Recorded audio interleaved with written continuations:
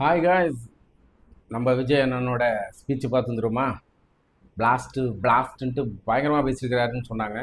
So நம்ம இண்டிவிஜுவலாக அதை பார்க்கணுன்னு ஆசை தான். அப்படி இருந்தாலும் ஓகே, நம்ம ரியாக்ஷனோட சேர்த்து பார்த்துடலாம். இப்போ பார்த்துட்டோம் அப்படின்னா அந்த நேரத்தில் ஸ்பாட்டில் பேசுறதுக்கு நமக்கு எதுவுமே தோணாது. ஏன்னா அப்போவே நம்ம ரேண்டமாக பேசி விட்டுருவோம் எல்லாத்தையும். ஸோ அதனால் இந்த காஞ்சிபுரத்தில் ஒரு டிவிக்கு ரொம்ப நாள் கழித்து வெளியிலே வர முடியாத சுச்சுவேஷனில் இருந்துட்டு ரொம்ப நாள் கழிச்சு திடீர்னு ஒரு உள்ள அரங்கு அதில் மீட்டிங் போட்டிருக்கிறாரு. கூடிய சீக்கிரம் பர்மிஷன் கிடச்சோன்னு வெளியில் வந்துட்டு வேற சொல்லியிருக்காரு அப்படிங்கிற மாதிரி சொன்னாங்க.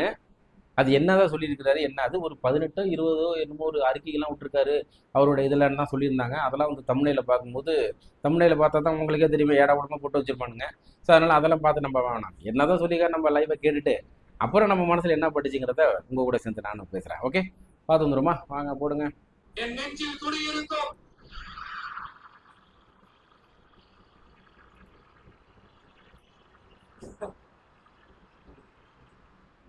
நாட்டுக்காக உழைப்பதற்கு அண்ணா பிறந்தார்.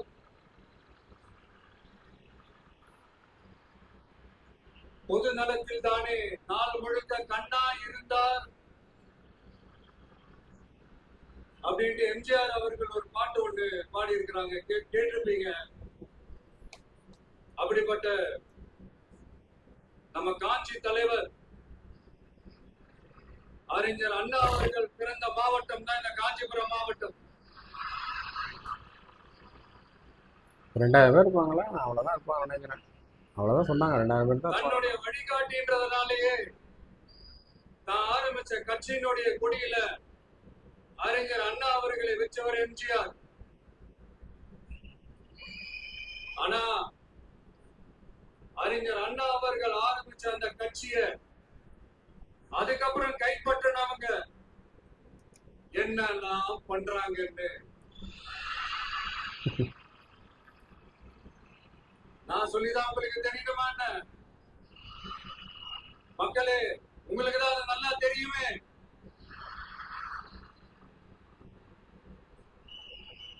தனிப்பட்ட முறையில எங்களுக்கும் அவங்களுக்கும் எந்த பிரச்சனையும் கிடையாதுங்க. எந்த வாய்க்கா வரப்பு தகராறுலாம் எதுவுமே கிடையாதுங்க. அப்படியே இருந்தாலும் அது நம்ம கண்டுக்கவே போறது இல்லைங்க. தனிப்பட்ட முறையில அவங்களுக்கு வேணா நம்ம மேல வன்மத்தோட இருக்கலாங்க. ஆனா நாமளும் அப்படி கிடையவே கிடையாது. ஆனா உங்களை என்ன நம்ம எல்லாரையும் பொய் சொல்லி நம்ப வச்சு ஓட்டு போட வச்சு ஏமாத்தினாங்கல்ல,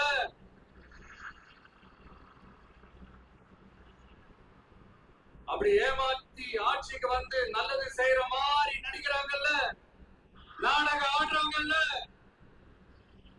அவங்கள எப்படி நாம கேள்வி கேட்காம இருக்க முடியும்?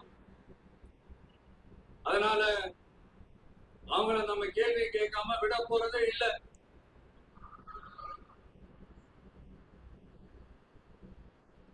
இதையே நான் காஞ்சிபுரம் மாவட்டத்தில் இருந்து நான் சொல்றேன்னா, தெரிஞ்சோ தெரியாமலோ இந்த மாவட்டத்துக்கும் நமக்கும் ஆட்டோமேட்டிக்காவே ஒரு கனெக்ஷன் ஒன்று ஏற்படுது.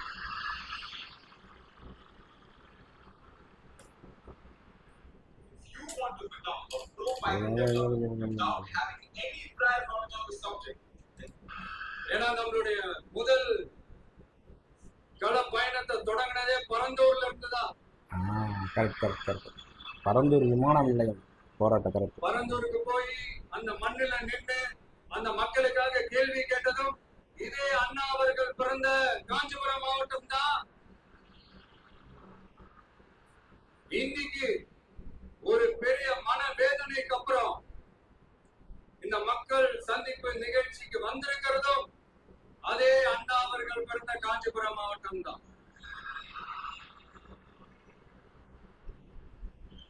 அதனால நமக்கு எல்லாமும் கொடுத்த நம்ம மக்களுக்காக எல்லா நல்லதையும் செய்யணும்.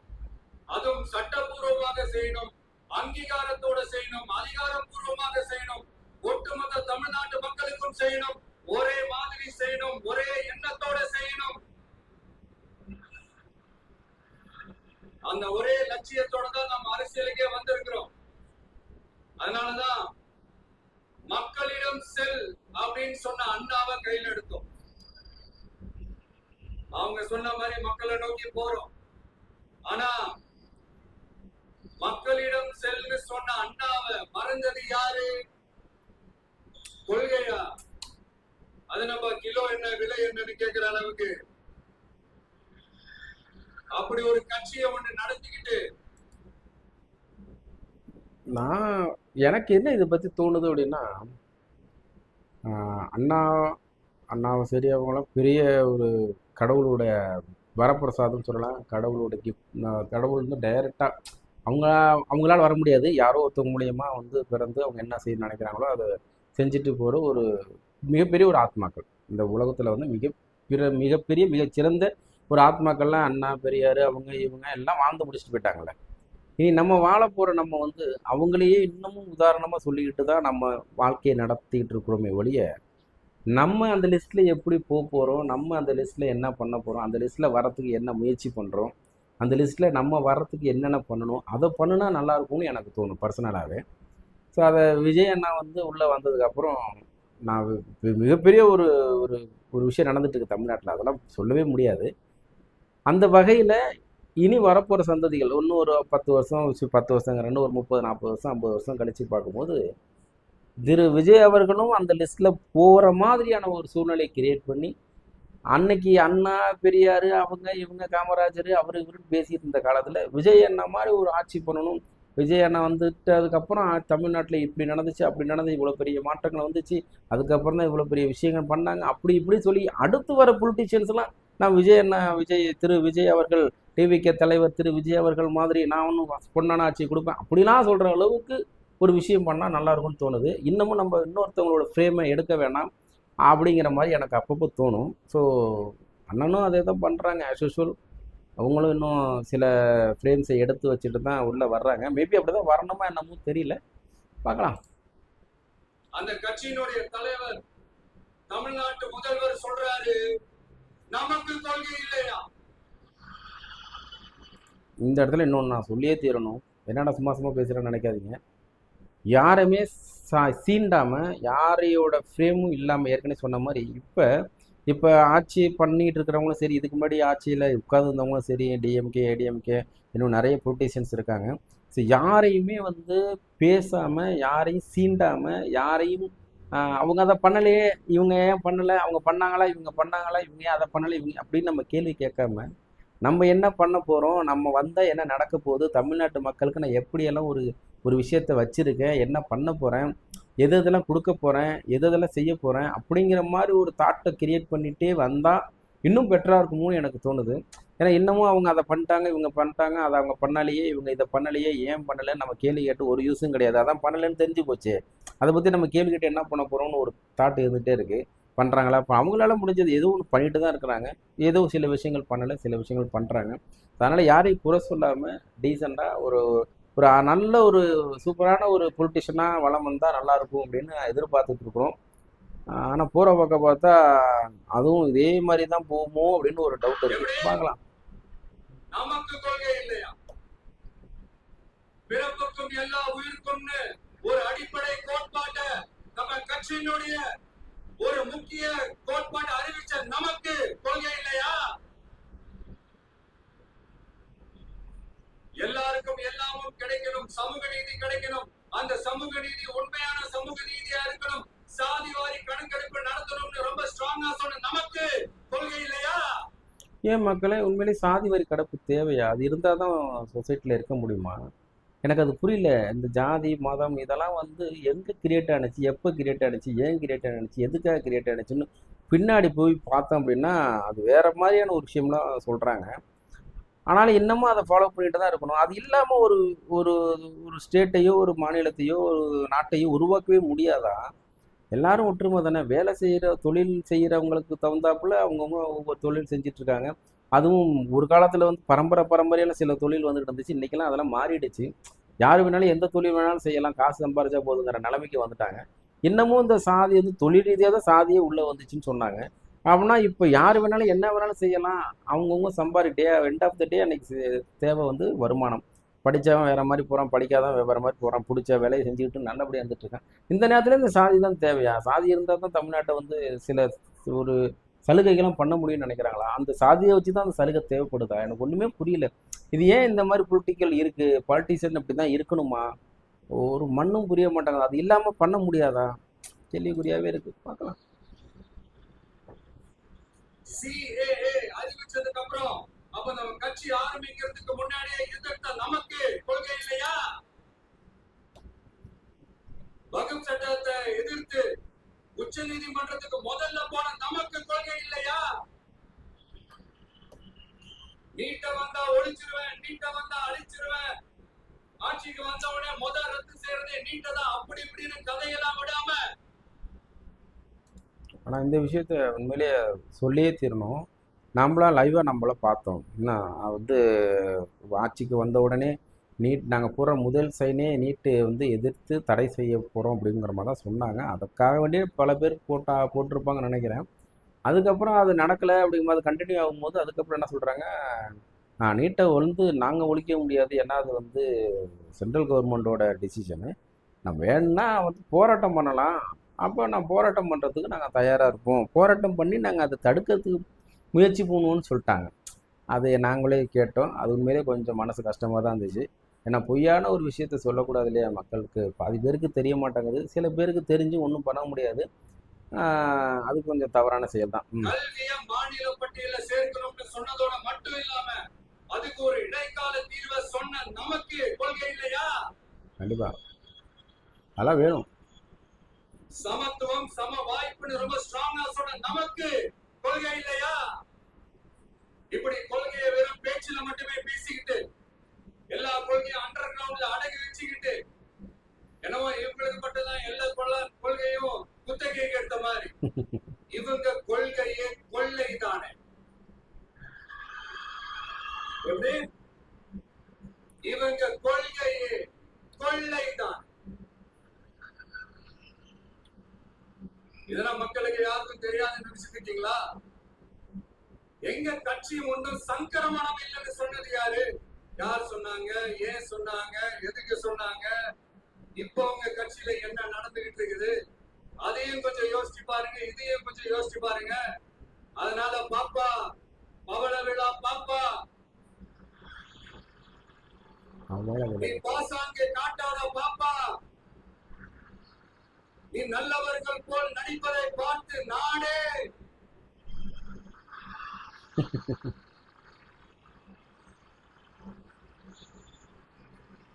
பாப்பான்னு சொன்னோம்.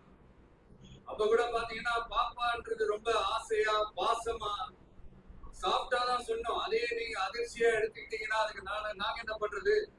அதே நீங்க விமர்சனம்னு சொன்னீங்கன்னா நாங்க என்ன பண்றது? இன்னும் நாங்க விமர்சனம் செய்ய ஸ்டார்ட் பண்ணவே இல்லையே, இன்னும் நாங்க அடிக்க ஸ்டார்ட் பண்ணவே இல்லையே, அதுக்குள்ள அலர்னா எப்படி? வேற மாதிரி இருக்கு. அரசவை புலவர்கள் யாராவது இருந்தாங்கன்னா கர்ச்சீப் எடுத்து அவங்க கண்ணீரை துடைத்து விடுங்கள். சரி, அது அவங்க பிரச்சனை, அவங்க பாத்துக்கட்டும். நமக்கு எப்பவுமே மக்கள் தாங்க, மக்களுடைய பிரச்சனை பத்தி பேசுறதுதான். இன்னைக்கு நம்ம காஞ்சிபுரம் மாவட்டத்துக்கு வந்திருக்கிறோம். இங்க மக்கள் ஃபேஸ் பண்ற அந்த பிரச்சனையை பத்தி நம்ம பேசி ஆகணும். இந்த காஞ்சி மண்ணை வாழ வைக்கிற ஜீவ நதி பாலாறு, இதெல்லாம் நோட்ஸ் எடுப்பாங்க. உயிர் நதி பாலாறு, இந்த மக்களோட உயிரோடவும் ரத்தத்தோடவும் கலந்து ஓடுவது பாலாறு. அந்த பாலாறை இன்னைக்கு பெரியார் பெயரையும் அண்ணா பெயரையும் சும்மா பேருக்கு வச்சுக்கிட்டு ஆட்சி நடத்துறவங்க என்ன பண்றாங்க தெரியும்ல? சுரண்டிட்டாங்க, கொள்ளையடிச்சிட்டாங்க, நாசம் பண்ணிட்டாங்க, மோசம் பண்ணிட்டாங்க, நீங்க என்ன வேணாலும் சொல்லலாம். ஆக மொத்தம் அழிச்சிட்டாங்க. இதெல்லாம் வந்து ஏதோ போற போக்குல ஏதோ அடிச்சு விடலங்க, ஆதாரத்தோட தான் சொல்றேன். அனுமதிக்கப்பட்ட அந்த லெவலை தாண்டி 22,70,000 யூனிட் மணலை கொள்ளையடிச்சிருக்காங்க. பொழந்து சீரியஸா பார்த்துட்டு போது நடுப்புற ஆடலாம். ஆக மொத்தம் இதுல அவங்க அடிச்ச கொள்ளை எவ்வளவு தெரியுமா? ரொம்ப நல்ல கம்மி தான், 4,730 கோடி. கம்மி தான் இல்ல? ரொம்ப கம்மி. இதுக்கெல்லாம் அவங்க ஆதாரம் எல்லாம் கேட்க முடியாது. ஏன்னா இந்த ஆதாரம் எல்லாம் ஆல்ரெடி கோர்ட்ல இருக்குது, ஓ அமலாக்கத்துறை டிபார்ட்மெண்ட்ல இருக்குது. அந்த டிபார்ட்மெண்ட்ல வேலை செஞ்ச சில நல்லவர்கள் அவங்க அடிச்ச அந்த கொள்ளையெல்லாம் தாங்க முடியாம வெளியில வந்து சொன்ன அந்த ஆதாரங்கள் இதெல்லாம் சம்பந்தப்பட்டவங்களுக்கு இன்னும் நல்லாவே தெரியும். அதனால இது சம்பந்தமா ஆதாரங்களை கொடுன்னா அவங்க கேட்க முடியாது. மணலை சரி. கொள்ளையடிச்சா நீர்நிலைகள் அழியும், ஏரி குளம் கண்மாய் எல்லாம் அழியும். இதெல்லாம் அழிஞ்சா விவசாயம் அழியும், விவசாயம் அழிஞ்சு போனா விவசாயிகள் அழிஞ்சிருவாங்க. ஆக மொத்தம் நாம எல்லாரும் மொத்தமா அழிஞ்சு போக வேண்டியதுதான். தோழி மூஞ்சி மூஞ்சிப்பாங்க. இப்படி மேல இருந்து கீழே வரைக்கும் ஒரு கட்சியை சிண்டிகேட் போட்டு கொள்ளையடிக்கிறத கேள்விப்பட்டிருக்கிறீங்களா மக்களே? இதே காஞ்சிபுரத்தோட உலக பெருமை நம்ம பட்டும் கைத்தறி துணியும் அதை தயாரிச்சு கொடுக்கிற கைத்தறி நெசவாளர்களும் தான். காஞ்சிபுரம் பட்டுன்னு சொன்னா உலகத்துக்கே தெரியும். ஆனா அதை தயாரிச்சு கொடுக்கிற நெசவாளர்கள் நிலை என்ன தெரியுமா? வறுமை, துன்பம், துயரம், கந்துவட்டி கொடுமை. கந்துவட்டி கொடுமை. பட்டு கைத்தறிக்கு கூட்டுறவு சங்கங்கள் இருக்கு, பருத்தி கைத்தறிக்கும் கூட்டுறவு சங்கங்கள் இருக்கு. சுமார் 40,000 பேர் அதுல உறுப்பினர்களா இருக்கிறாங்க. அது போக சாய தொழில், தனிப்பட்டறை தொழில் இதை நம்பி 40,000 குடும்பங்கள் இருக்கு. ஆனா அவங்களோட ஒரு நாள் கூலி எவ்வளவு தெரியுமா? வெறும் 500 ரூபாய் தான். அதை கொஞ்சம் அதிகப்படுத்தி கொடுங்கன்னு போராடி போராடி பார்த்து ஒண்ணும் நடக்கல. இதோட அவங்க கஷ்டம் முடிஞ்சுதா? வடகிழக்கு பருவமழை அந்த 500 ரூபாய் கூலிக்கு வேண்டி வச்சிருச்சு. எப்படி விவசாயிகள் டெல்டா மாவட்டங்கள்ல மழையால பாதிக்கப்பட்டாங்களோ அவங்களை கண்டுக்காம எப்படி இந்த அரசாங்கம் கைவிட்டுடுச்சோ அதே மாதிரிதான் நம்ம கைத்தறி நெசவாளர்கள் மழையால பாதிக்கப்பட்டிருக்கிறாங்க. அடுத்து இந்த காஞ்சிபுரம் மாவட்டத்தோட பஸ் ஸ்டாண்ட் 60 வருஷத்துக்கு முன்னாடி கட்டினதா. அண்ணா அவர்கள் ஆட்சிக்கு வந்தப்போ கட்டியிருப்பாங்க போல. அது இன்னும் புதுப்பிக்க கூட முடியாம கேட்டா என்ன சொல்லுவாங்க? அந்த லேண்ட் வந்து கேஸ்ல இருக்குது. இல்ல நான் கேக்குறேன், ஒரு கவர்மெண்ட்னால வேற ஒரு நல்ல இடத்தை தேர்வு செஞ்சு ஒரு பஸ் ஸ்டாண்ட் கட்டி தர முடியாதா? நியாயமான கேள்வி தானே. அதாவது ஊர் மக்கள் தான் கேட்கணும், அங்கே உள்ள எம்பி கேட்கலாம், எல்லாரும் சேர்ந்து ஒரு பொருள் வாங்கலாம். என்ன தெரியுமாங்க, அவங்களுக்கு மக்களை பத்தி யோசிக்கிறதுக்கே நேரம் இல்லை. அதுதான் பிரச்சனை. அடுத்து பாலாஜாபாத் பக்கத்துல அவலூர் ஏரி இருக்கு. அது பாலாற்றை விட உயரமா இருக்கு. அதனால என்ன ஆகுதுன்னா ஆத்து தண்ணி ஏரிக்கு போக முடியாம போயிடுது. அதை சரி பண்ணி அந்த இடத்துல ஒரு தடுப்பணையை கட்டினா ஏரி நிறைய தண்ணி நிற்கும். அப்படி நின்னா அவலூர் மட்டும் இல்ல, ஆசூர் உட்பட இன்னும் எத்தனை கிராமங்கள், எத்தனை ஆயிரம் ஏக்கர் விவசாயம் நல்லா நடக்கும். இதுக்கு இன்னும் எத்தனை வருஷம் மக்கள் கோரிக்கை கொடுக்கணும், மக்கள் போராடணும். இந்த பிரச்சனை எல்லாம் இருக்கிற அதே காஞ்சிபுரம் மாவட்டத்துல தான் பரந்தூர் ஏர்போர்ட் கட்டுற பிரச்சனையும் இருக்குது. அந்த பிரச்சனையில கண்டிப்பா நாங்க விவசாயிகள் பக்கம் தான் நிற்போம். அதுல எந்த மாற்று கருத்துமே கிடையாது. இந்த கவர்மெண்ட் பரந்தூர் விவகாரத்துல எங்களுக்கோ இல்ல விவசாயிகளுக்கோ எந்த விதமான காரணங்கள் சொல்லி எஸ்கேப் ஆகவே முடியாது. இப்படி மக்களுக்காக மக்களோட பிரச்சனைகளை எடுத்து பேசுறதுனால ஆட்சியில் இருக்கிறவங்களுக்கு நம்ம மேல ஒரு ஆத்திரம் வரத்தானே செய்யும். கண்டிப்பா. அதனாலதான் நீங்க பாத்தீங்கன்னா சட்டசபையில ஆரம்பிச்சு ஒரு சாதாரண நிகழ்ச்சி வரைக்கும் எல்லா மேடையிலையும் மேடைக்கு மேடை டிவிக்கே தான். டிவிக்கே அவதூறு, அவதூறு டிவி, டிவிக்கே அவதூறு, அவதூறு டிவி. இதுக்கெல்லாம் கண்டிப்பா நாங்க பதில் சொல்லுவோம், சொல்லாமலாம் இருக்க மாட்டோம். இப்ப கூட கரூரை பத்தி பேசுவேன்னு எதிர்பார்த்திருப்பாங்க. அதை நான் கொஞ்சம் அப்புறமா பேசுறேன். பட் இப்போ நம்மளுடைய விஷன் என்னன்னு சொல்லணும்னு நான் கொஞ்சம் ஆசைப்படுறேன். நம்ம ஆட்சிக்கு வந்தா அது என்ன வந்தா அது என்ன வந்தா பார்ப்போம். வருவோம். மக்கள் கண்டிப்பா நம்மள வரவேற்பாங்க. வாய்ப்புகள் இருக்கு, நிறைய இருக்கு, பார்ப்போம். அடுத்தடுத்து வரது. மக்களுக்கான ஆட்சியை மக்களே விரும்பி வர வைக்கத்தானே செய்வாங்க. அப்படி மக்களால் அமைக்கப்பட போற நம்ம ஆட்சியில நம்ம என்ன செய்ய போறோம்ன்றது அதுக்கான அந்த தேர்தல் அறிக்கையில அது ஒரு அதுக்கான விளக்கத்தை டெஃபினட்டா கொடுப்போம். பட் அதுக்கு முன்னாடி ஒரு சின்னதா லைட்டா நான் கொஞ்சம் அதை சொல்லணும்னு ஆசைப்படுறேன். இதுதான் சொன்னாங்க நினைக்கிறேன். நிரந்தரமான வீடு இருக்கணும். வாட்? நிரந்தரமான வீடு இருக்கணுமா? ம். டேய் டேய், இல்லை வீடு இருக்குன்னு சொல்லுறது குத்தமா? அதுக்குள்ள மேடை போட்டுறீங்க. எங்கடா போனீங்க? டேய் நெட்வொர்க் என்னடாச்சு? என்ன ஒரு வீடியோ முழுசா பார்க்க முடியல. ஐயா ஒவ்வொரு வீட்டுக்கும் ஒரு மோட்டார் சைக்கிள் வாகனம் உறுதியா இருக்கணும். இருக்கணும். காரும் தான் லட்சியம். லட்சியம். அதுக்கான வசதி வாய்ப்பை உருவாக்குற அளவுக்கு பொருளாதார வளர்ச்சிக்கு வழியை உண்டாக்கணும். வழி உண்டாக்கணும். கரெக்ட். ஒவ்வொரு வீட்டுல இருக்கிற ஒவ்வொருத்தரும் மினிமம் டிகிரி படிச்சிருக்கணும். கண்டிப்பா.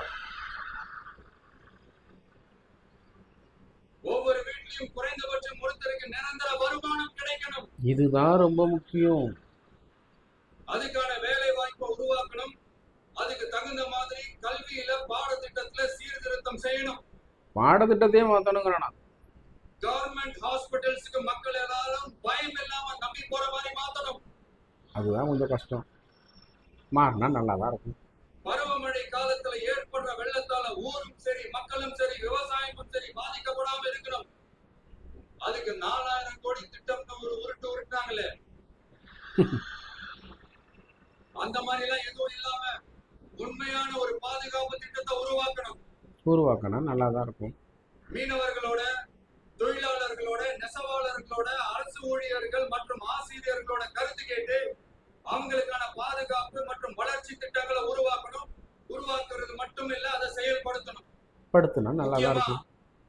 இண்டஸ்ட்ரியல் டெவலப்மெண்ட்ஸ்ல கான்சென்ட்ரேட் பண்ணணும். நல்லா இருக்கும். ரொம்ப ரொம்ப முக்கியம். சட்டம் ஒழுங்க ரொம்ப ஸ்ட்ரிக்ட்டா வச்சிருக்கணும். இது ரொம்ப ரொம்ப முக்கியம். ரொம்ப முக்கியம். கண்டிப்பா. அப்பா, அக்கா, தங்கச்சிகள், அவங்களுடைய பிள்ளைகள், குழந்தைகள் எல்லாருக்கும் பாதுகாப்பு, அதுவும் உண்மையான ஸ்ட்ராங்கான பவர்ஃபுல்லான பாதுகாப்பை உண்டாக்கணும். அண்ணா யூனிவர்சிட்டியில நடந்த அந்த பெண்ணுக்கு நடந்த அந்த பிரச்சனை மாதிரியோ, இல்ல கோவையில நடந்த அந்த கல்லூரி பெண்ணுக்கு நடந்த பிரச்சனை மாதிரியோ அதெல்லாம் நடக்க விடவே கூடாது. நம்ம வீட்டு பெண்கள் ஸ்ட்ராங்கா, பயமே இல்லாம தைரியமா இருக்கணும்.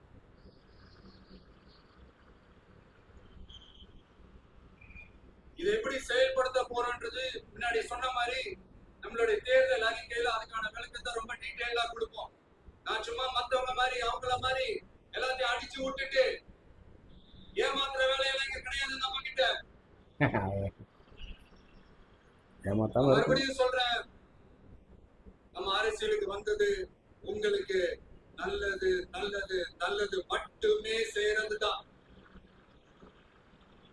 எங்களுக்கு வேற எந்த அஜெண்டாவும் கிடையாது. அதனாலதான் பாத்தீங்கன்னா கொள்கை எதிரி யாரு, அரசியல் எதிரி யாருன்னு திட்டவட்டமா சொல்லிட்டு அது வெளியே சொல்லிட்டு களத்துக்கு வந்திருக்கிறோம். அதுல எந்த விதமான குழப்பமோ எந்த விதமான ஊசலாட்டமோ எதுவுமே இருக்க போறது இல்ல. இந்த விஜய் சும்மா எதையும் சொல்ல மாட்டான். ஒன்னு சொன்னா அதை செய்யாம விட மாட்டான். மக்களுக்கு நல்லாவே தெரியும். அப்புறம் ஒரு அதிசயம் சொல்ல முடியாது, இது ஒரு கண்டுபிடிக்க முடியாத ஒரு உண்மைன்னு சொல்லலாம். அது என்னப்பா, அது தற்குறியா? இந்த வார்த்தை, இந்த தற்குறிங்கிற வார்த்தை பயங்கரமா போயிட்டு இருக்கு. என்ன மீனிங் தற்குறி? பாப்பா என்ன சொல்றாங்க? தற்குறி. நம்ம டிவிக்கு சப்போர்ட் பண்ற கோடிக்கணக்கான லட்சக்கணக்கான மக்கள், நம்மளுடைய நண்பா நண்பிகள், நம்மளுடைய ஜென்சி கிட்ஸ் எல்லாரையும் தற்கொலைகள் சொல்லி வாங்கி கட்டிக்கிட்டு தற்கொலை இப்போ அவங்க தற்கொலை எல்லாம் கிடையாது, அப்படியெல்லாம் அவங்கள கூப்பிடாதீங்க. அவங்க சங்கிகள்லாம் கிடையாது, அப்படியெல்லாம் அவங்கள கூப்பிடாதீங்கன்னு சொல்லி ஒரு குரல். யாருடா அந்த குரல் அப்படின்னு பார்த்தா, இப்ப ரீசெண்டா அறிவு திருவிழான்னு ஒண்ணு நடத்துனாங்கல்ல, சாரி அவதூறு திருவிழா. அதுல அவங்க தலைமையே குழப்புற மாதிரி, அறிவு கண்ணை திறந்து வைக்கிற மாதிரி ஒருத்தர் பேசியிருக்கிறார். அவரு யாருன்னா அது அவங்களோட எம்எல்ஏ. அந்த எம்எல்ஏ யாருன்னா நம்மளுடைய கொள்கை தலைவர்கள்ல ஒருத்தரான மக்கள் சேவகர் அஞ்சலை அம்மாளோட சொந்தக்காரர். என்னடா இது இப்படி ஆகி போச்சு, டிவிகேக்கு சப்போர்ட் பண்ற மாதிரி நம்ம கட்சியில இருந்தே ஒரு குரல் வருதுன்னு சொல்லி தலைமையில ஃபுல்லா கன்ஃபியூஷன். அந்த கன்ஃபியூஷன் இதோட நிக்காது. அந்த ஆதரவு குரல் ஒரு வீடு விடாம, ஒரு இடம் விடாம, எல்லா இடத்துலயும் எல்லா வீட்லயும் இன்னும் பலமா எதிரொலிக்குதா இல்லையான்னு பாருங்க. சும்மா பிளாஸ்ட் தான். பிளாஸ்ட் தான். ஓகே, 19 நிமிஷம் பார்த்தாச்சு. இதே ரொம்ப ரொம்ப லென்த்து தான் நினைக்கிறேன். இன்னும் ஒரு 2 நிமிஷம் தான் இருக்குது. அது சும்மா நார்மலாக இருக்கும். பிளாஸ்ட்டு தான் சொல்கிறவளோ முடிச்சிடலாம். இல்லை, நல்லா ஸ்பீச்சு ஓகே, நல்லா இருக்குது. நான் ஆரம்பத்தில் சொன்ன மாதிரி நான் இன்னும் வேறு மாதிரியான ஒரு விஜய் அவர் டிவிகே வந்து மூவிங் வந்து வேறு மாதிரி எதிர்பார்த்துட்ருக்கோம். ஏன்னா இது ஆல்மோஸ்ட் நிறைய பார்த்தாச்சு. இனி வரப்போகிற அரசியல் தலைவர்கள், இனி வரப்போகிற ஆளுமை திறன் உள்ளவர்கள்லாம் பார்த்திங்கன்னா இன்னும் வித்தியாசமாக ஏதாவது யோசித்து யாரையுமே யாரோட சாயலுமே இருக்கக்கூடாது. இந்த மாதிரி ஒரு ஆட்சிடா, இந்த மாதிரி ஒரு விஷயம் நடக்கும்டா அப்படிங்கிற மாதிரி ஒரு பயங்கர ஒரு ஃபயர் மாதிரி ஒரு விஷயம் நடக்கும்னு பார்க்குறோம். ஆனால் அது எந்த அளவுக்கு போகும்னு தெரியல. இப்படியே போயிட்டு இருந்துச்சு, வீடு தரோம், பைக்கு தரோம், அதை தரோம், இதை தரோன்னு சொல்லக்கூடாது. ஏன்னா அவர் சொல்லலை. ஆனால் இன்றைக்கி தமிழ்நில தான் பார்த்தேன். அதுதான் நான் ஆரம்பத்தில் சொன்னேன். தமிழ்நில பார்த்தீங்கன்னா வீடு தராரா, அது தராரா, இது தராரா அப்படிங்கிற மாதிரி பேசியிருந்தாங்கன்னா எனக்கு பகிர்ந்துச்சு. என்னடா அது இங்கே சுற்றி கிடச்சிட்டு இங்கேயும் இப்படி வருதா, இப்படி வரக்கூடாது. ஏன்னா இலவசத்தை எதிர்பார்த்து ஒரு ஒரு ஒரு தலைவரை நம்ம தேர்ந்தெடுக்கணும் அப்படின்னா நம்ம அந்த இடத்துல தோற்றுருவோம். இருமா பேசிகிட்டு இருக்கல, நெசன்னு வரக்கூடாது. ஏன்னா அந்த இலவசத்தை கொடுக்காம நமக்கு நல்ல ஒரு வருமானம் வர மாதிரி, நிரந்தர வருமானம் வர மாதிரி வீட்டுக்கு ஒருத்தவங்களுக்கு கண்டிப்பாக அவங்கள்ட்ட உள்ள எஜுகேஷனுக்காக தகுந்தா போல் கவர்மெண்ட்டு ஒரு வேலை கண்டிப்பாக கொடுக்கணும். அது யாராக இருந்தாலும் சரி. நீங்கள் எனக்கு போக பிடிக்கல, நான் ஓனாக பிஸ்னஸ் பண்ணுறேன், ஓகே, அவங்க என்னோட மிஸ்ஸஸோ இல்லை என் தம்பியோ தங்கச்சிக்கோ படிச்சிருக்காங்க, அவங்களுக்கு நல்ல வேலை. வீட்டுக்கு ஒருத்தவங்களுக்கு தலைமையில் இருக்கிறவங்களுக்கும் யாரோ ஒருத்தவங்க கவர்மெண்ட்டில் ஜாப் வந்துச்சுனாலே அவங்க வீடு நல்லாவே இருக்கும். யார் எது அதே மாதிரி இந்த கவர்மெண்ட் வேலையெல்லாம் பார்த்தீங்கன்னா ஒருத்தவங்க தான் ஒரு வீட்டுக்கு இருக்கணும். அதுக்கு மேலே நிறைய வந்துட்டுலே இருந்தாலும் நல்லா எல்லா குடும்பத்துக்கும் கொடுக்கணும். வீட்டுக்கு ஒருத்தவங்க கவர்மெண்ட் வேலை, அதை கொடுத்துட்டோம், நல்ல வருமானம் இருக்குது, அப்புறம் நல்ல ஒரு சாப்பாடு அந்த வருமானத்தில் சாப்பிட்டுக்கலாம். பசங்க படிக்கிறதுக்கு கவர்மெண்ட்டு நல்ல தரமான கவர்மெண்ட்டு பள்ளிக்கூடமாக இருந்து இப்போ வந்து கவர்மெண்ட் பள்ளிக்கூடம் இங்கே இருக்குன்னா ப்ரைவேட் இங்கே இருக்குங்கிறனால தான் நம்ம இதை நோக்கி ஓடிட்டு இருக்கோம். இதுவும் ஈக்குவலாக இருந்தால் கூட ஓகே தான். இதை இப்படி போகணும் கூட அவசியம் இல்லை. கவர்மெண்ட்டு ப்ரைவேட்டு ஈக்குவலாக இருக்குன்னா நம்ம ஆட்டோமேட்டிக்காக இங்கே தான் போக போகிறோம். அப்போ வந்து அந்த கல்வி செலவு ரொம்ப கம்மியாகும். ஸோ இது மாதிரி விஷயங்கள். மருத்துவம் வந்து அதே அஸ்யூஷுவல் அதே மாதிரி தான். இன்றைக்கி ப்ரைவேட்டில் வந்து எல்லாமே உடனுக்குடன் நடக்குது. அங்கே நல்ல கவனிப்பு இருக்குது, அங்கே ரொம்ப நீட்டாக மெயின்டைன் பண்ணுறாங்க, நிறைய டாக்டர்ஸ் அவைலபிலிட்டி இருக்காங்க, போனால் எப்படியும் காப்பாற்றிடுவாங்க. ஆனால் கவர்மெண்ட்டில் போகும்போது ரொம்ப அலட்சியப்படுத்துகிறாங்க, ரொம்ப அசுத்தமாக இருக்குது, அங்கே பிஹேவியர் சரியில்லை, அங்கே யாரும் சரியாக கவனிக்க மாட்டேங்கிறாங்க, சரியான டாக்டர்ஸ் இல்லை, சரியான நர்ஸ் வசதி இல்லை, சரியான வார்டு இல்லை, சரியான பெட் இல்லை, இப்படி பல குற்றச்சாட்டு இருக்கிறதுனாலேயே அங்கே போகாமல் இங்கே போகணும்னு நினைக்கிறாங்க, கடனை உடனே வாங்கிட்டு போகணும்னு நினைக்கிறாங்க. இதெல்லாம் இல்லாமல் இதுக்கும் இப்படி ஈவனாக வர ஆரம்பிச்சிட்டுன்னா அந்த நாடு சூப்பராக இருக்கும், அந்த ஸ்டேட்டு நல்லாயிருக்கும். அதுதான் உண்மை. ஸோ அந்த மாதிரி 2 விஷயம். நம்ம ஒரு மனுஷன் உழைச்சி மாடு மாதிரி உழைச்சி சம்பாதிச்சு கஷ்டப்படுறதே 2 விஷயத்துக்கு தான். ஒன்று, ஃபஸ்ட்டு ஆரம்பத்தில் நம்மளோட பெற்றவங்களை பாதுகாக்கிறதுக்கு, வளர்ந்ததுக்கப்புறம் பார்த்திங்கன்னா பெற்றவங்களாக இருக்கும்போது பிள்ளைகளை நல்லா படிக்க வைக்கிறதுக்கு, அப்புறம் அந்த பிள்ளைங்க பெருசாகிடுச்சுன்னா இந்த பேரண்ட்ஸை வந்து மருத்துவ செலவுக்கு, இது ரெண்டும் தான் பெரிய ஒரு இதாக இருக்குது. அப்புறம் கல்யாணம். இந்த கல்யாணம் அப்படின்னு வரும்போது இந்த வரதட்சணைங்கிறது பூண்டோடு ஒழிக்கும். ஒரு கணவன் ஒரு மனைவி, ஒரு ஆணும் ஒரு பெண்ணும் கல்யாணம் பண்ணால் அதோட விட்டுணும். உன் கண் பார், நீ ஒரு ஆணு எங்கேயோ பிறந்து வளர்ந்துருக்க, நான் ஒரு பொண்ணை பெற்றிருக்கேன், கல்யாணம் பண்ணி தரேன், அதோட குடும்பம் கட்டின்னு நல்லா வாழ்ந்துட்டு போயிட்டே இருங்க. எதுவும் செய்ய மாட்டேன். என் பொண்ணை கொடுக்கறதே பெரிய விஷயம், உனக்கு ஒரு இது வேற கொடுக்கணுமா அப்படிங்கிற மாதிரி அதெல்லாம் முற்றிலும் தவிர்க்கணும். ஜாதி எப்படி வேரோட மதத்தையும் இதெல்லாம் வந்து வேரோட ஒழிக்கணுமோ, அதே மாதிரி இந்த அது என்ன வரதட்சணையும் வேரோட ஒழிச்சிடணும். எந்த மூலை முழுக்குலையும் அதை இருக்கக்கூடாது. அது மாதிரி இருந்துச்சுன்னா அது அப்போ ஒரு செலவுக்கு வேலையே இல்லை. எல்லாமே கவர்மெண்ட் பார்த்துக்குது, எந்த பிரச்சனையும் இல்லை. நல்லா சம்பாரிச்சு ஆரோக்கியமாக சம்பாரிச்சு ஹாப்பியாக சம்பாரிச்சுட்டு நல்லா வாழ்ந்துட்டு என்ஜாய் பண்ணிட்டு சீக்கிரமும் போயிடலாம். லைஃப்பை ஃபுல்லாக என்ஜாய் பண்ணலாம். ஸோ அந்த மாதிரியான ஒரு பீஸ்ஃபுல்லான ஒரு லைஃப் ஃபுல்லாக நம்ம வாழ முடியுமா அப்படின்னு தெரியல. மேபி கவர்மெண்ட் நினச்சா என்ன வேணாலும் செய்யலாம், மேல் இடத்துல நினச்சாலும் செய்யலாம், யார் நினச்சாலும் ஒரு தலையிலத்தையும் மாற்றலாம். ஃபாரின்லலாம் இன்னமும் அது நடந்துக்கிட்டு தான் இருக்குது. அவ்வளோ பெரிய கண்ட்ரிலேயும் சின்ன சின்ன கண்ட்ரிலேயும் அதை இம்ப்ளிமெண்ட் பண்ணும்போது நம்மளும் தாராளமாக பண்ணலாம். ஆனால் அதை பண்ணுறதுக்கான வாய்ப்புகள்லாம் கிடையாதுன்னு வச்சிங்களேன். அது நம்ம கற்பனையிலே போயிடுவோம். இருந்தால் சந்தோஷமாக இருக்குமா, நினச்சி பார்த்துட்டு ஹாப்பியாக இருக்குது. ஆனால் அது நடக்காது. இப்போது நாளைக்கு பொழப்பு பார்ப்போம் அப்படின்றத போயிட்டுருக்கு. ஓகே ஓகே காய்ஸ், நெக்ஸ்ட் ஒரு வீடியோவில் திரும்ப சந்திச்சுட்டே இருப்போம். பாய்.